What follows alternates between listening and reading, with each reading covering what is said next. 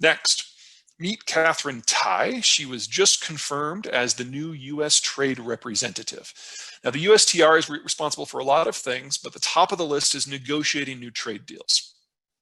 Ms. Tai has no experience doing that whatsoever. She's never been involved in a significant international organizational treaty negotiation, and she's never even managed a large staff. She was a congressional staffer until very recently.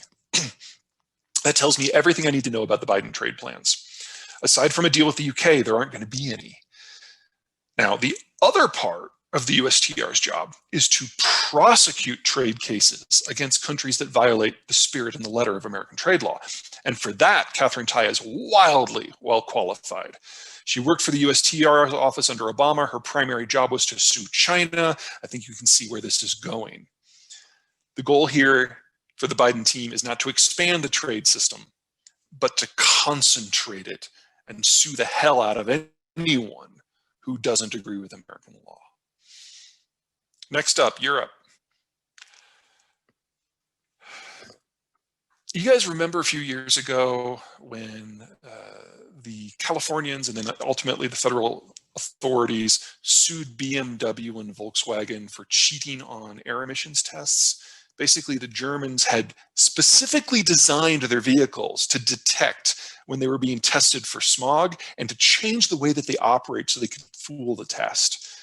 That's actually not illegal in the United States, but it is illegal in Europe.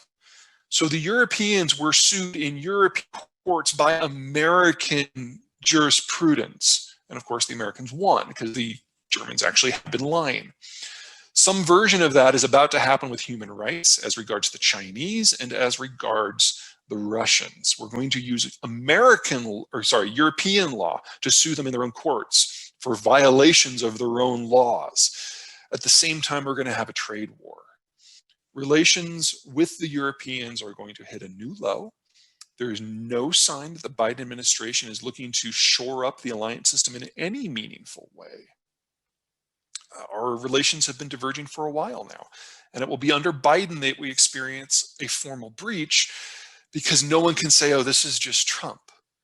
If somebody who's been involved in American politics for 50 years, who is the anti-Trump, is the one who makes these policies happen, this is real and this is permanent. And then finally, there's China. The relations with the Chinese are getting ugly very, very quickly. We have a lot of things that are going horribly wrong. On his way out the door, Donald Trump rolled a couple of grenades into this relationship. He called what was going on in Xinjiang a genocide because, it is. And he said that any American diplomat at any level can go to Taiwan without needing prior approval and can do so as a formal representative of the US government, which is about that far away from formal recognition. His first day on the job, Trump's policies were reaffirmed by incoming President Biden. Biden also reaffirmed every tariff and sanction the Trump administration had put on any Chinese entity. That includes sanctions on the Chinese equivalent of Chevron. We now have new policies on Hong Kong and Tibet. In his first week, Biden ordered 2 American aircraft carrier battle groups to sail through the South China Sea and do military exercises within sight of the islands that the Chinese claim. And then there's also Catherine Tai, who is Taiwanese. The Chinese perceive this as a full court press, and they are not wrong. And don't forget about developments on the other side of the Pacific. What growth the Chinese had in calendar year 2020 wasn't from consumption. It wasn't really from exports. It was mostly inventory builds. It's like end-around style growth. That's not sustainable and that's not healthy. In addition, Chinese know that their demography is sharply terminal, and they know that their economic model is collapsing. So they are closing ranks, they are demonizing outsiders, and they are hunkering down for a Maoist-style political collapse, hoping that they can hold the line for a Maoist-style dictatorship. American and Chinese officials are exchanging barbs in Alaska as we speak. Things do not seem to be going well.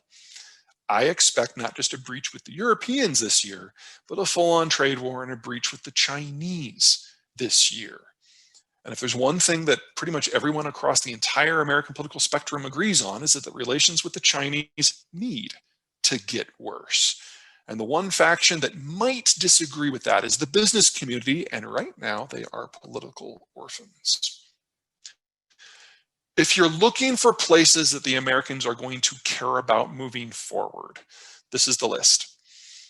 Every country that is lit up has two things going for it. First, they've got positive demographies, which suggest consumption-based growth is possible for at least another 30 years. Second, they have relatively easy access to energy supply, so they can keep the lights on in a world where the US isn't patrolling.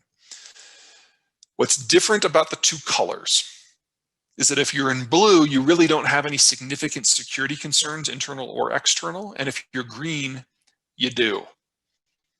Now, we're all aware of what the murder rate is in Mexico and how the drug war is nasty. They're still blue. That gives you an idea of where the threshold is. If you're looking for countries that are going to need to be defended, that the US is going to care about, this is probably the whole list. A few quick call outs. First of all, Western Hemisphere is going to kind of have a cordon sanitaire. The US won't allow anyone from the outside to play. Mexico obviously is our firmest partner in this. Second, Southeast Asia, relatively positive demographies. They have most of the resources they need locally. And as the Chinese system and the Northeast Asian system breaks down, these are the logical beneficiaries. And then third, it's worth taking a good close look at Southeast Asia. India is never going to be the next China, but India is also not going to disintegrate like China is. That doesn't necessarily mean it's going to be an ally, but it certainly can be a partner moving forward. I mean, the solution here is shockingly simple. We need immigration reform, but that's a congressional prerogative. We haven't had meaningful immigration change in this country since 1986. The category of asylum is one that was included in that law because it was Cold War propaganda.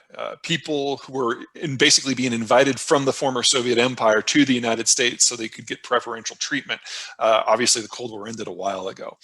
In the short term, the solution is something that actually I think the Biden administration may have figured out. They're putting tent cities down in the Central American countries to process claims there. Anything that puts the sharp end of the American immigration system as close to the communities where people are scared and leaving as possible is going to, at a minimum, provide better intelligence to the United States for the scope of the problem.